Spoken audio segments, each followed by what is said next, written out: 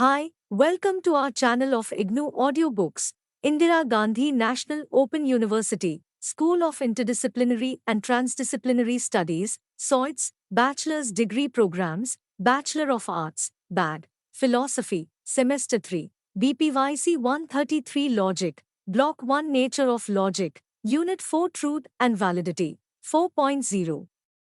Objectives. The objective of this unit is to introduce you to the concepts of truth and validity in logic. Understanding the concepts like truth and validity and their relationship plays a crucial role in evaluating arguments, in distinguishing good from bad arguments.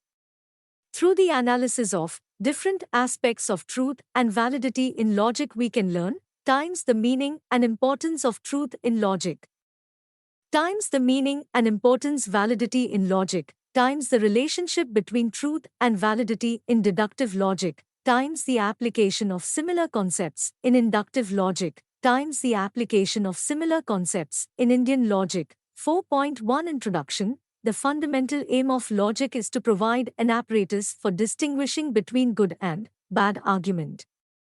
In the preceding units, we have learnt about the nature of logic and the nature of deductive and inductive logic. In this unit, you shall learn the terminologies and concepts that are used in formal logic to evaluate arguments and to distinguish between good and bad arguments. Two such concepts are truth and validity and their interrelationship.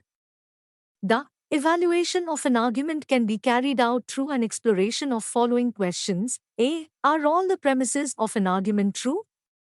B. Do the premises support the conclusion? This second question is specifically more pertinent because an answer to this can help us determine the value of an argument. Additionally, we also need to determine the manner and the extent to which the truth or falsity of the premises affects the evaluation and the value of argument. In the course of the present unit, we shall learn the concepts and terminology used in this respect and explore these issues as they appear across deductive and inductive arguments. 4.2 Truth and Logic. Let us first understand the concept of truth and its relevance in logic. Truth is an attribute of a proposition and it refers to what is really the case. A proposition is an assertive sentence that can be either true or false. So truth and falsity are truth values of a proposition. A proposition can be a premise of an argument and it could be true. Also, a proposition could be a conclusion of an argument and it could be false. Take the following argument: all men are immortal. Premise 1. Hari is a man. Premise 2. Therefore, Hari is immortal. Conclusion. Here premise 1 is false, premise 2 is true, and the conclusion is false. The truth value of the above propositions is known to us. But logic is not concerned about whether these propositions are actually true or not. Logic tries to determine, in a case where the given premises are true, if we can necessarily draw the conclusion from the premises. This leads to the issue of validity. 4.3 Validity and Logic. Validity is a fundamental concept of logic. According to logician I.M. Copy, validity is a formal characteristic. It applies only to arguments, as distinguished from truth, which applies to individual proposition S.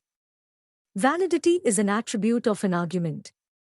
An argument is valid if the relationship between its components are so that the premises conclusively prove the conclusion. That means, validity is about the logical connection between the propositions. Take the following example: all men are saints, Einstein is a man, therefore, Einstein is a saint. The conclusion of this argument necessarily follows from the premises. In the above argument, if the premises were true, then there is no possible scenario where the conclusion would be false, therefore, this argument is a valid one.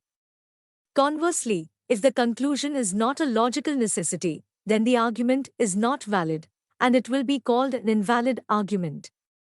Now one can raise a question here concerning whether the validity of the argument is decided by the truth value of the proposition, More precisely, one may ask what is the exact connection between truth and validity.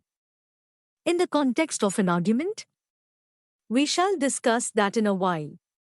Before that, we need to understand two things clearly. First, in ordinary language, validity can be used interchangeably with truth and vice versa. But, in logic, the concept of validity applies only to arguments, and the concept of truth applies exclusively to propositions. Second, the definition of validity as a logical necessity confines the concepts of validity and invalidity to deductive logic only. Because, according to I.M. Copy, deductive arguments make the claim that its premises conclusively support the conclusion, while in case of induction, the premises do not conclusively support the conclusion. Keeping in view this clarification, in the next section we shall explore in greater detail the concept of validity and its relationship with truth in deductive argument.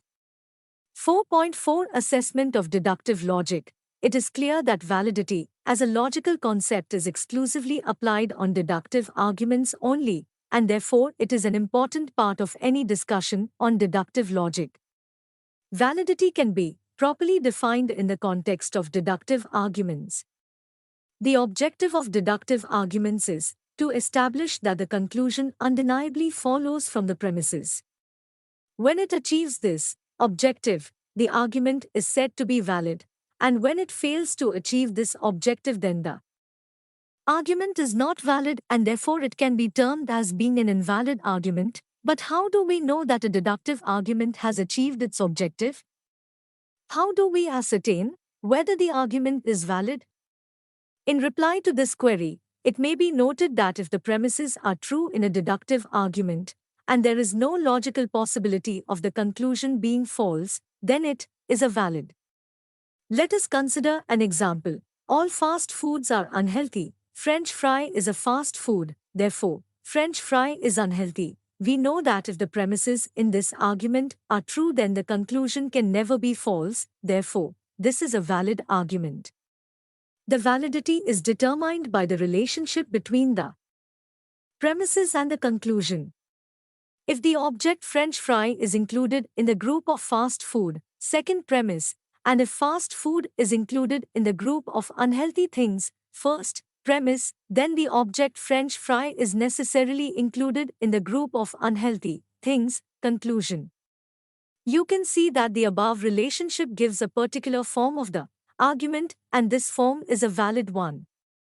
Because, in this form, if we assume that the premises are true, then the conclusion will be necessarily true, and to claim it as false will be contradictory. Interestingly, if we use an argument with utterly false propositions, yet fulfilling the same argument form like the one given above, it will still be valid. All mammals have wings, all plants are mammals, therefore, all plants have wings. All the propositions in the above argument are false, but the argument is still valid, because the logical relationship of the propositions is such that if the premises were actually true, the conclusion would be certainly true. The two sets of examples discussed above, however, raise a serious question with regard to the nature of the relationship between truth and validity in deductive arguments. It may be asked whether there is any connection between the truth value of the proposition and invalidity of the argument. Deductively, logic largely engages in answering these questions and formulating rules and principles for determining validity. In this unit, however, we shall develop an outline of the critical and complicated relationship of truth and validity. As we have seen earlier, the relationship between argument and propositions is a structural one. The validity and invalidity of an argument depends on the logical relationship between its propositions. Propositions are constituent parts of an argument. Every argument can have one proposition as conclusion and at least two or more propositions as premises. Each proposition can be true or false, and every argument must be either valid or invalid. Logicians have noted that there are several arrangements of truth, falsity, and validity, invalidity. These arrangements will provide crucial clues to understand the relationship between truth and validity in deductive logic. Let us explore those arrangements with examples. Arrangement 1. True premises, true conclusion, valid argument. Example: all mammals are animals, all cats are mammals, therefore, all cats are animals. In this argument, all the propositions are known to be true.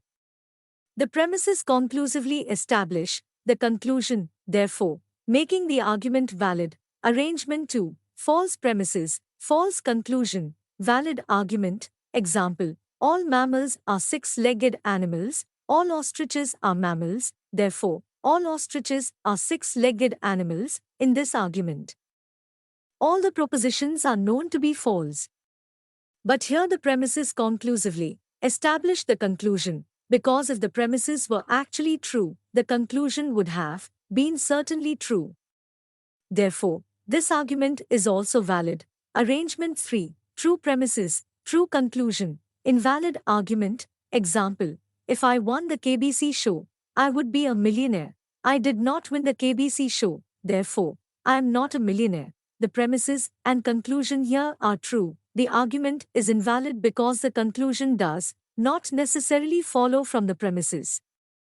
This will be further clear from the next example. Arrangement 4. True premises, false conclusion, invalid argument. Example: if Ratan Tata won the KBC show, he would be a millionaire. Ratan Tata doesn't win the KBC show, therefore, Ratan Tata is not a millionaire. In this argument, the premises are true, but the conclusion is false in reality. Mr. Tata till now didn't participate in KBC show, but he is one of the richest persons in India. The argument is invalid because the premises don't conclusively establish the conclusion. Arrangement 5. False premises, true conclusion, valid argument. Example: all fishes are mammals, all dolphins are fishes, therefore, all dolphins are mammals. The conclusion here is true in reality, but the premises are unquestionably false.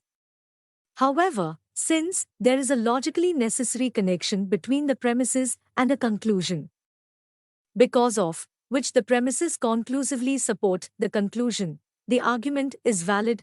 Arrangement 6. False premises, true conclusion, invalid argument. Example: all mammals have wings, all dolphins have wings, therefore, all dolphins are mammals. This argument has two false premises and still the conclusion is true.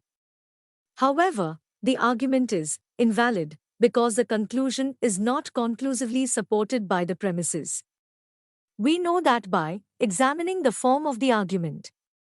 Here, in the second premise, the group all dolphins belongs to the group wings, and in first premise, the group all mammals belong to the group wings, and these don't prove whether the group all dolphins belong to the group mammals. Arrangement 7. False premises, false conclusion, invalid argument. Example: all mammals have wings, all dolphins have wings, therefore, all mammals are dolphins. In this argument, both premises and conclusion are false, and the argument is invalid because the conclusion is not supported by the premises. Like arrangement 6 above, here also in the second premise the group all dolphins belongs to the group wings, and in first premise, the group all mammals belong to the group wings, and these don't prove whether the group all mammals belong to the group dolphins. In most of the above examples we have used particular form of deductive argument known as categorical syllogism. We shall learn more about this type and the methods of checking the validity of such arguments in Block 3, Categorical Syllogism. Arrangement 8. True premises, false conclusion, valid argument. Example: nil. By definition, in a deductively valid argument, if the premises are true, it is impossible for the conclusion to be false. If the conclusion is false, when premises are true, that means the conclusion is not conclusively supported by the premises. Therefore, the argument will be always invalid. That is why there is no example of arrangement 8, the above discussion on the 8 possible arrangements, of which the 8th arrangement is, in fact, impossible. of true and false propositions and valid and invalid arguments reveals that, firstly, truth or falsity of the conclusion of an argument cannot determine on its own the validity or invalidity of an argument, and, secondly, validity of an argument does not guarantee the truth of its conclusion. Valid argument can have all false propositions, and invalid argument can have all true propositions. Sometimes, false premises can lead to true conclusion in valid as well as invalid arguments. Both valid and invalid arguments can have all true propositions or all false propositions, or they can have false premises and a true conclusion. As we have seen, there are 7 possible combinations of truth, falsity, and validity, invalidity. The combination that is impossible is a combination of valid argument with all true premises and a false conclusion. To put it differently, we can say that if there is a false conclusion in a valid argument, then at least one of its premises must be always false. Thus, there is one instance where truth and falsity is a determining factor for validity, invalidity. Any deductive argument having actual true premises and actual false conclusion is always invalid. Because if the premises are actually true and the conclusion actually false, then it is possible that the premises can be true and conclusion can be false. But we already know that in a valid deductive argument, if the premises are true, then it is impossible for the conclusion to be false. 4.5 Sound and unsound deductive arguments. The evaluation of deductive argument is not limited to identifying valid and invalid arguments. Depending on its relationship with truth, arguments can be further classified as sound and unsound. A sound argument is a deductive argument that is valid and it has true premise. It must satisfy 2 conditions: the argument must be valid and the premises must be true. If any of this condition is not met, then no valid argument can be termed as sound. Consider the following argument: all planets of the solar system revolve around the sun. The Earth is a planet of the solar system, therefore, the Earth revolves around the sun. This argument is valid because the logical relation between the propositions are so that if the premises were true, then the conclusion would be certainly true. This argument is valid and in addition, the premises here are actually true. So this is a sound deductive argument. Now one can ask whether the conclusion in such a case will also be true. The answer is always yes. Because, by definition of validity, if the argument is valid and if its premises are true, then it is impossible for the conclusion to be false. We already know that in a sound argument the argument is valid and the premises are actually true. Therefore, now we can say that the conclusion will be actually true. In contrast to sound argument, unsound arguments are those which do not satisfy the conditions of a sound argument. To put it clearly, 1. An argument which is invalid is unsound. 2. An argument which is valid but has false premises is unsound. Following these conditions, if we consider the 8 arrangements of truth and validity described in section 4.4, we shall find that only arrangement number 1 is sound. All other possible combinations of truth, falsity, and validity, invalidity are always unsound. Thus, arrangement number 1 is an instance of a sound deductive argument which is valid and has actual true premises, and therefore, by definition, always gives an actually true conclusion. A sound argument can also be termed as a good deductive argument in the fullest sense of the term.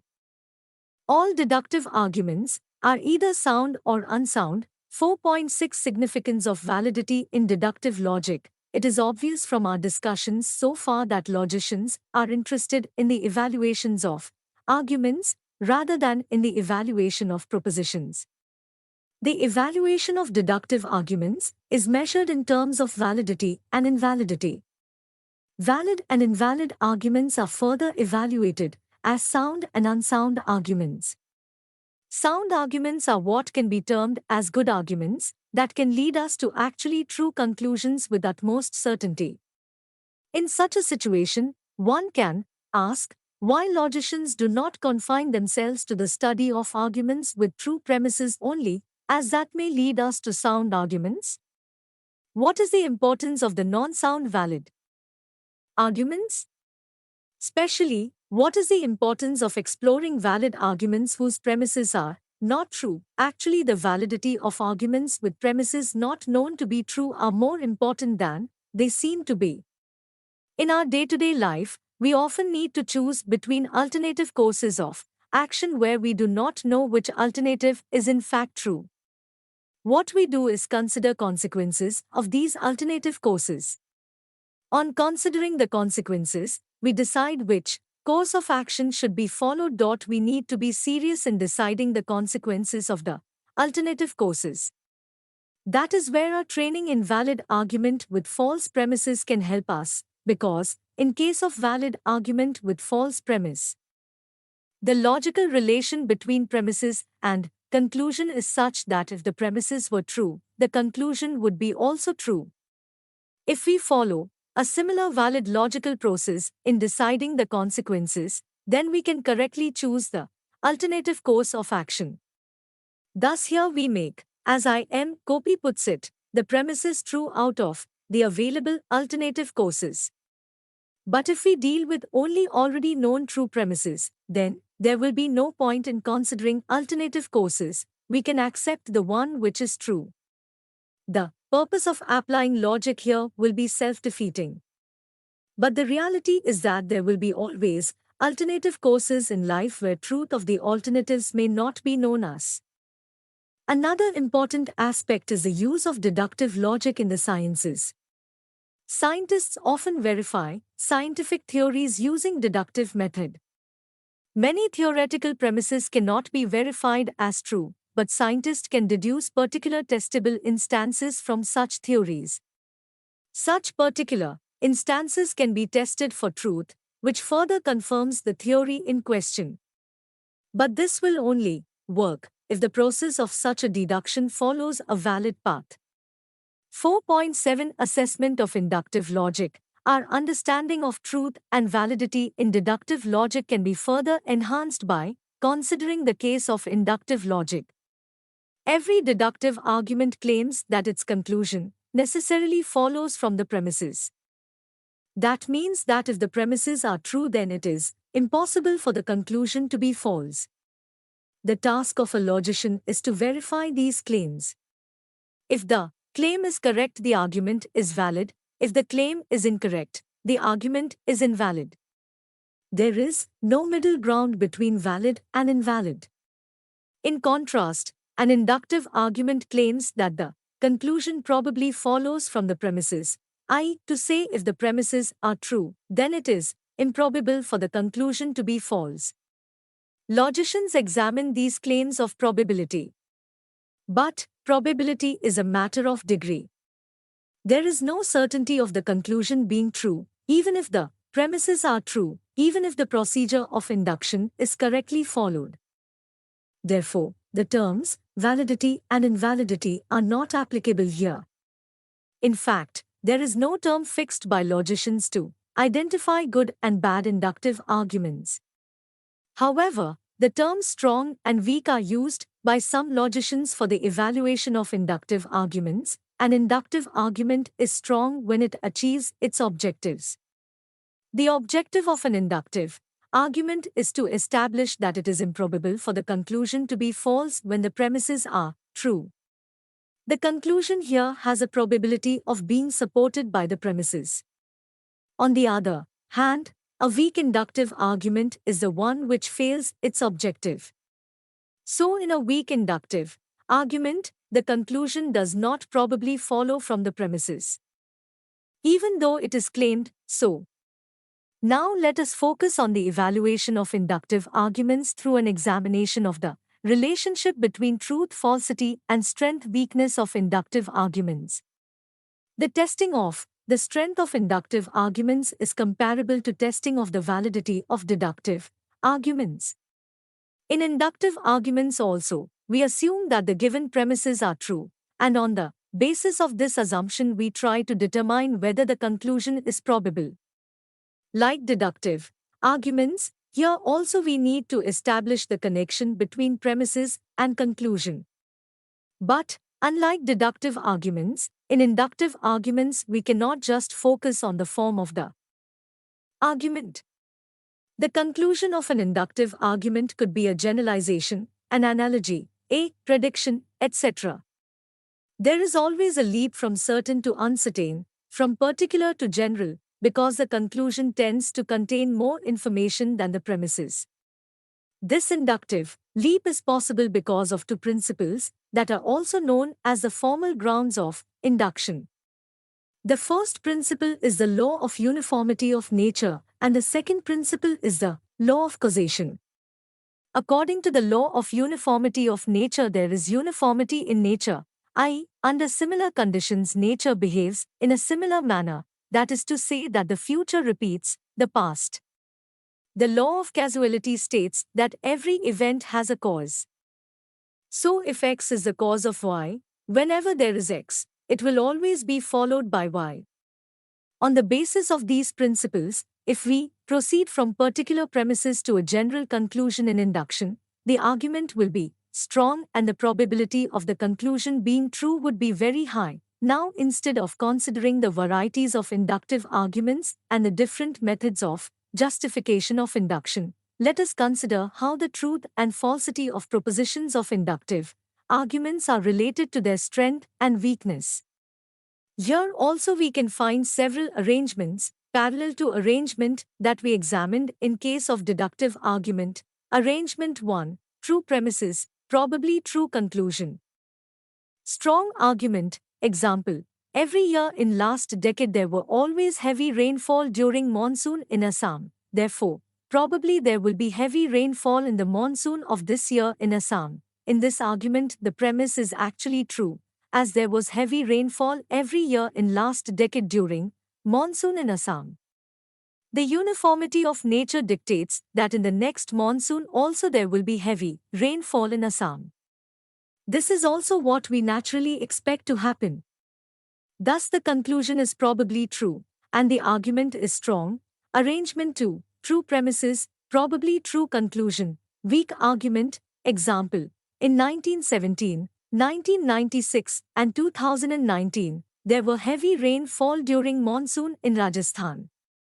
Therefore, probably there will be heavy rainfall during next monsoon in Rajasthan. In this argument, the premise is actually true, the conclusion is probably true. Here we can't apply the law of uniformity of nature as we have supporting information about only 3 years in a range of more than 100 years. The argument, thus, is a weak one. Arrangement 3, false premises, probably true conclusion. Strong argument, example, every Indian Prime Minister was a poet, therefore, it is probable that the next Indian Prime Minister will also be a poet. Here the premise is actually false. Some of our Prime Ministers were good poets, but not everyone was a poet. But if we assume that the premise is true, then we would naturally expect that the Prime Minister will be a poet. So, the argument is strong. Arrangement 4, false premises, probably true conclusion. Weak argument, example, some Indian Prime Ministers were logicians, therefore, it is probable that the next Indian Prime Minister will be a poet. Here the conclusion is probably true, but the premise is clearly false, and even if we assume the premise as true, we cannot find any link between it and the conclusion.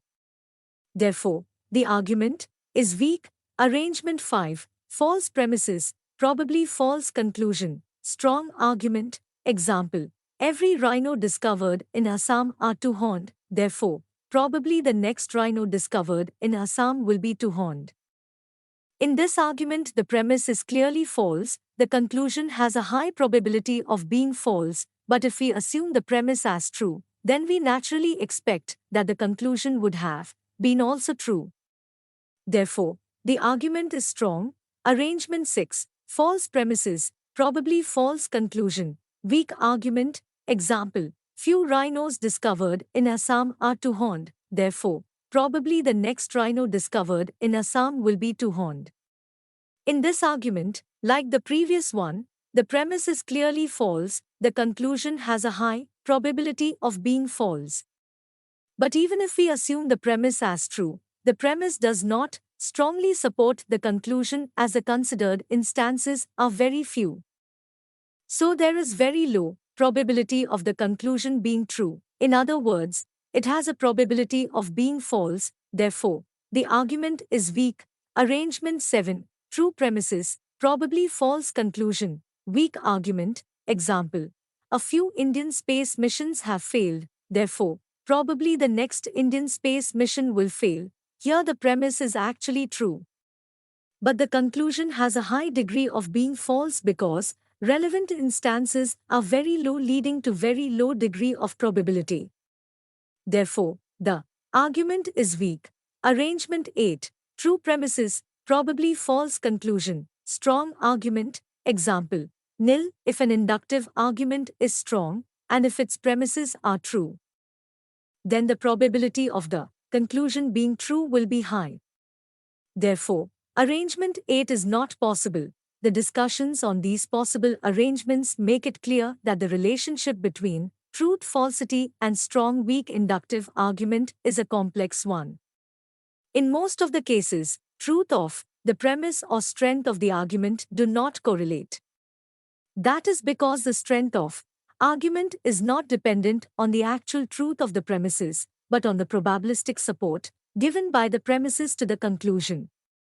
All that the arrangement of truth and falsity establishes is that if the premises are true and conclusion is probably false, then the inductive argument is weak. In other words, if the argument is strong and the premise is true, the conclusion is probably true. As logician Patrick J. Hurley emphasizes, we need to note two important points here. First, in case of true premise in inductive argument, the term true shall be taken in its fullest sense. The true premise, thus, should not miss or undermine any crucial information, so that no scope is left for a different conclusion than the intended one.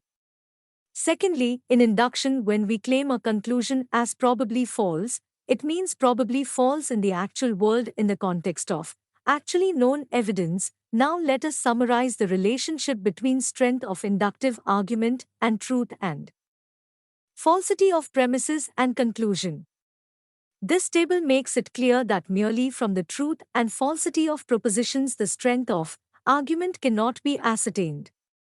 But when the premises are true and the conclusion probably false, then the argument is weak. Because if the premise is true in the sense explained above, and the argument is strong, then conclusion would be probably true instead of being probably false. The above table can be drawn parallel to the table drawing for deductive argument. However, there is one major difference. In case of deductive argument, the truth of conclusion is absolute, i.e., it can be either true or false. But in case of induction, the truth of conclusion is a matter of degree. In a strong argument, it has a probability of being true. In weak argument, it has higher probability of being false. The degree of probability depends on how the premises are supporting the conclusion. Thus, if we consider enumerative induction, which relies on simple enumeration of available instances, we can see how the degree of probability shifts depending on considered instances. Example 1. The 5 mangoes checked randomly from the bag of 100 mangoes are ripe, therefore, probably all 100 mangoes in the bag are ripe. Example 2. The 80 mangoes checked randomly from the bag of 100 mangoes are ripe, therefore, probably all 100 mangoes in the bag are ripe. The first example is a weak argument and the second is a strong argument. But they are not absolutely strong or weak. Adding additional instances in first case may increase its probability. Removing instances from the second will decrease its probability. Also, addition of new information can also affect the strength of inductive argument. For example, if we add the premises 3 mangoes were checked and found to be unripe and removed from the bag will make both the arguments weaker. Thus, for inductive argument to be strong, the premises must provide probabilistic support to the conclusion. the categorization of strong and weak inductive argument helps a logician's endeavor to distinguish between good and bad arguments. But the process is not limited to this division only.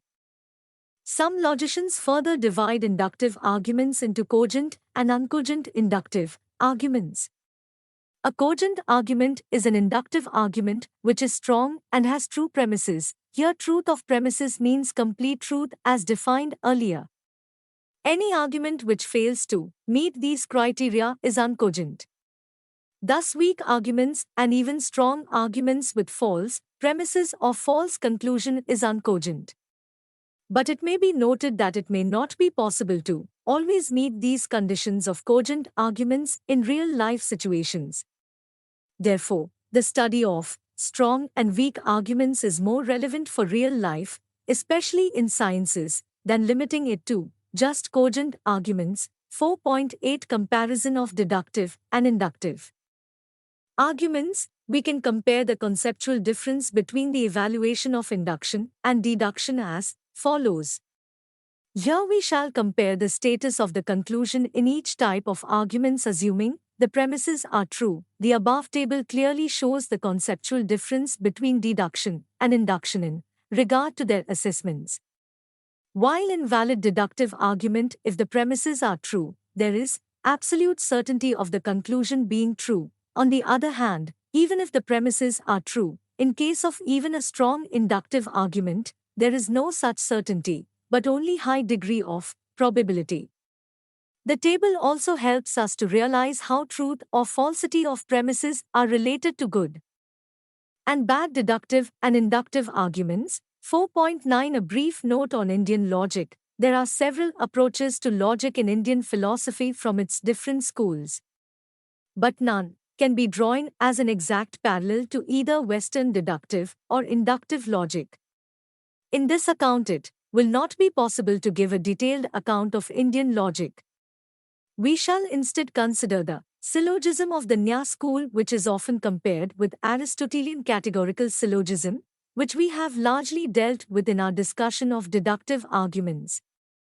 A Nya syllogism, unlike categorical syllogism, has 5 terms. The arguments consist of typically 5 propositions. Let us begin with an example. 1. This hill has fire. Pratijne with Macron. 2. Because it has smoke. Hetu. 3. Whatever has smoke has fire. Example, an earthen oven. Udhara. 4. The hill has smoke, which is invariably associated with fire. Upnaya. 5. Therefore, this hill has fire.